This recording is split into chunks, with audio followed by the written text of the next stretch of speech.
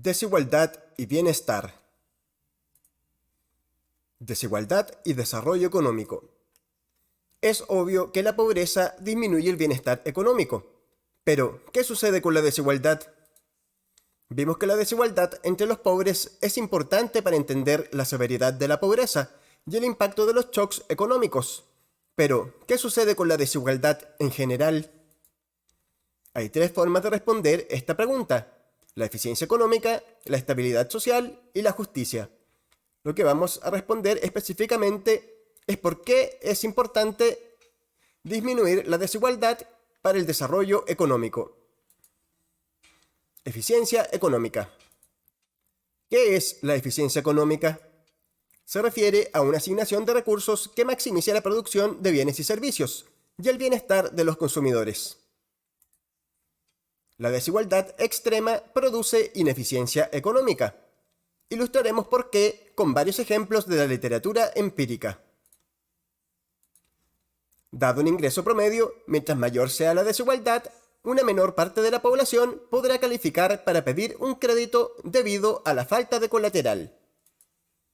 Cuando los pobres no pueden acceder al crédito, no pueden educar adecuadamente a sus hijos, ni tampoco pueden iniciar o expandir un negocio. Cuando la desigualdad es alta, la tasa de ahorro de la economía es menor, ya que la mayor parte del ahorro proviene de las clases medias.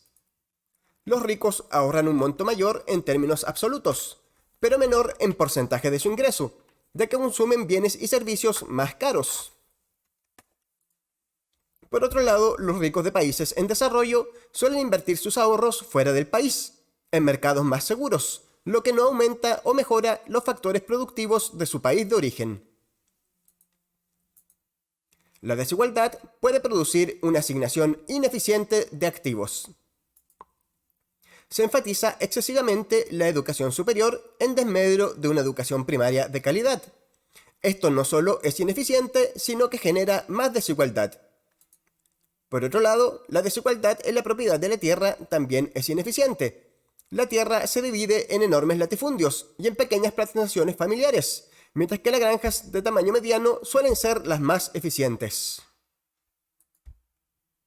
Estabilidad social y solidaridad. La desigualdad extrema produce inestabilidad social.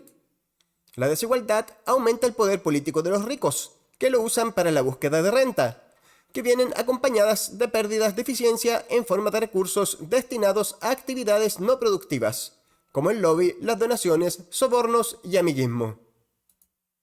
Dicho poder hace más difícil mejorar las malas instituciones, ya que éstas benefician a los grupos con poder económico y político. De esta manera surge el apoyo de las clases desfavorecidas a las políticas populistas. Aparecen los conflictos sociales y la violencia, que en el largo plazo retrasan o detienen el desarrollo económico. Justicia. La extrema desigualdad es injusta. Este es un argumento ético. El filósofo John Rawls propuso un experimento mental, el velo de la ignorancia, para demostrar por qué. Suponga que puede elegir el nivel de desigualdad del mundo, pero no su identidad. Este problema constituye el velo de la ignorancia, el que no podamos saber qué rol ocuparemos en la sociedad. Es decir, podemos elegir en qué tipo de sociedad queremos vivir, con qué cantidad de desigualdad, pero no podemos saber qué rol vamos a tener en esa sociedad. Si vamos a estar más o menos en la mitad de la distribución del ingreso, en la parte alta o en la parte baja.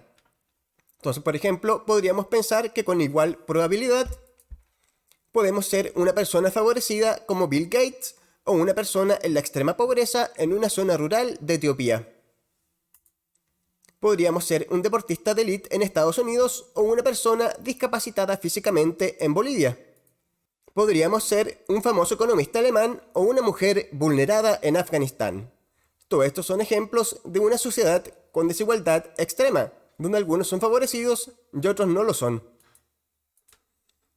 Si no sabemos qué identidad tendremos, si solamente dependiera de la suerte, ¿qué preferirías? ¿Vivir en un mundo más igual o más desigual? La mayoría de las personas eligen el mundo igualitario. aunque reconocen que debe haber algo de desigualdad para incentivar el trabajo duro, la toma de riesgos y la innovación. La mayoría de la desigualdad proviene de factores exógenos, que no tienen que ver con el esfuerzo o las decisiones individuales.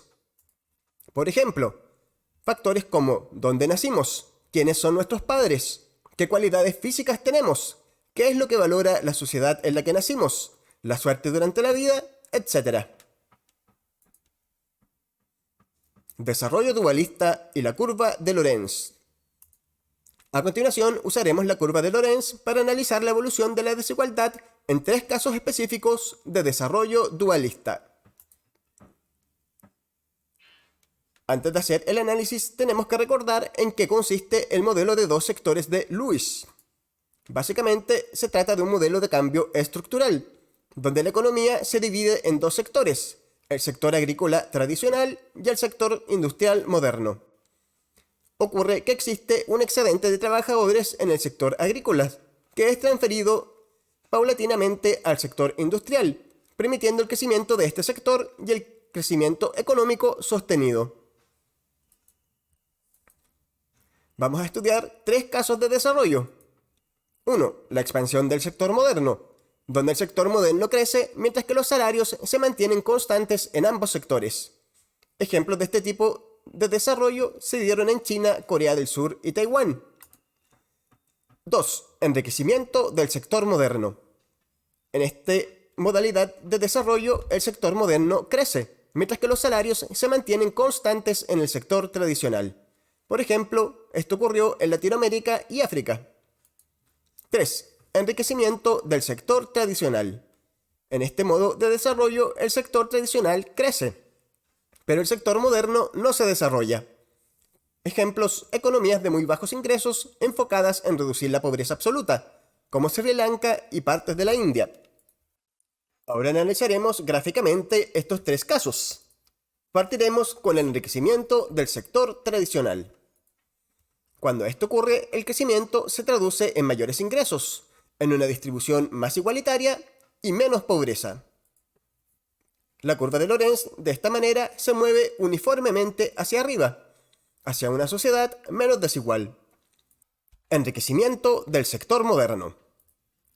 En este caso aumentan los ingresos, pero la distribución se hace más desigual. La pobreza no cambia.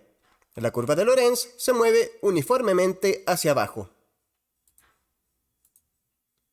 Expansión del sector moderno. En este caso, aumenta el ingreso y se reduce la pobreza, pero la desigualdad puede aumentar o disminuir. La nueva curva de Lorenz se cruza con la antigua. Los pobres que permanecen en el sector tradicional tienen sus ingresos inalterados, pero ahora son una fracción menor del total. Por lo tanto, L2 se debe ubicar por debajo de L1. En cambio, los trabajadores del sector moderno reciben el mismo ingreso que antes, pero la fracción del total recibida por los ricos es menor. Por lo tanto, la curva L2 se debe ubicar por encima de L1. Por lo tanto, en alguna parte en el medio de la distribución, L1 y L2 se deben cruzar. La evidencia muestra que este tipo de experiencia ha sido la predominante. También se ha observado que la desigualdad empeora durante las etapas iniciales del desarrollo, pero luego tiende a disminuir. En el caso del enriquecimiento del sector moderno, la desigualdad puede aumentar indefinidamente. Pero en el caso de la expansión del sector moderno, podemos esperar que la desigualdad disminuya en el tiempo. Es decir, podríamos decir que el aumento de la desigualdad es temporal y que es parte del proceso de desarrollo.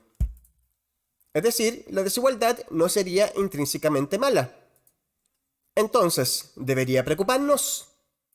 La respuesta es que sí, ya que aun cuando la desigualdad sea temporal, podría producir la emergencia del conflicto social, lo que llevaría a retrasar o detener el proceso de desarrollo. El efecto túnel de Albert Hirschman. Este es un experimento cognitivo que permite analizar por qué se produce el descontento social en situaciones de extrema desigualdad.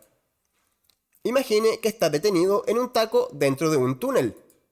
Finalmente, una de las pistas, la otra, se empieza a mover. Inicialmente, usted se encuentra feliz y optimista, pensando que su pista también avanzará prontamente. Después de una larga espera, se desespera al ver cómo pasan los otros automóviles, mientras que usted sigue detenido. En una situación así, aumenta la tentación de pasarse a la otra pista, causando accidentes y altercados entre los conductores. Esto es similar a lo que pasa en una economía, cuando se inicia el proceso de crecimiento económico. Ocurre que una de las pistas se empieza a mover.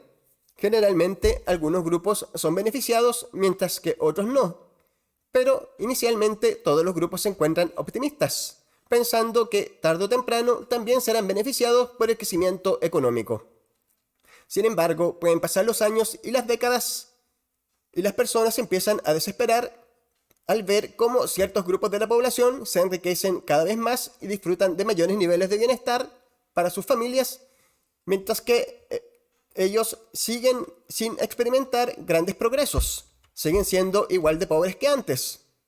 Entonces, en dicha situación surge el descontento social, surgen las protestas, la violencia y el apoyo a los políticos populistas, que finalmente pueden terminar gobernando e implementando políticas que detengan el proceso de desarrollo. La curva de Kuznets.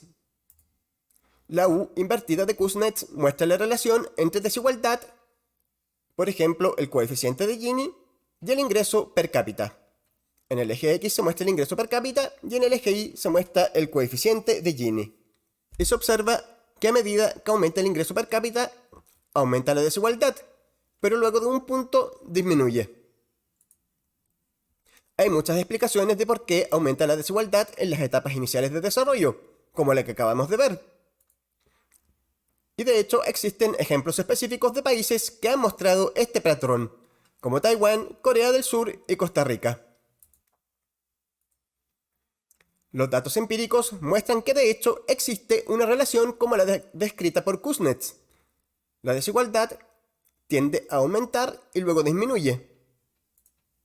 Sin embargo, esta relación depende críticamente de la inclusión de los países latinoamericanos, que son países de ingresos medios con alta desigualdad. Si omitimos estos países que están marcados en azul en el gráfico, ya no encontraríamos esta relación.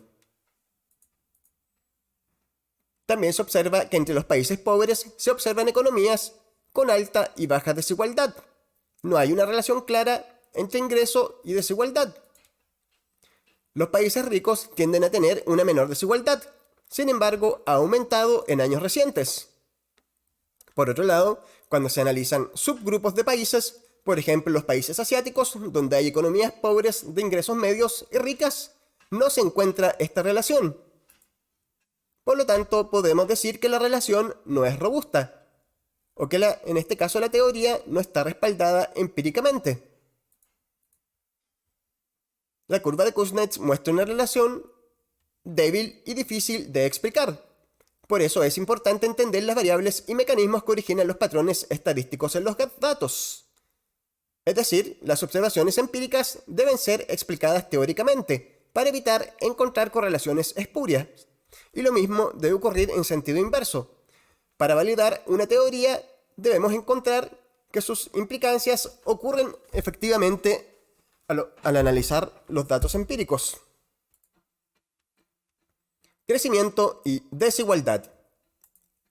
Entre 1960 y 1990, Asia Oriental creció un 5,5% en promedio, mientras que África retrocedió un 0,2%.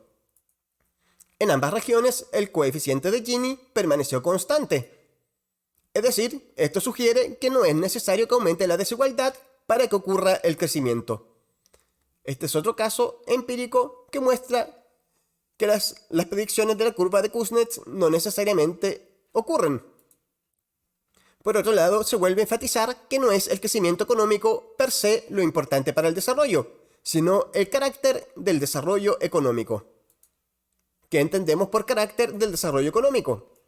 Este concepto se refiere a las implicaciones distributivas del crecimiento. ¿Cómo se obtiene? ¿Quién participa? qué sectores son priorizados, qué aspectos institucionales son priorizados, etc. Este carácter determina la medida en que el crecimiento económico se traduce en mejores estándares de vida para la población.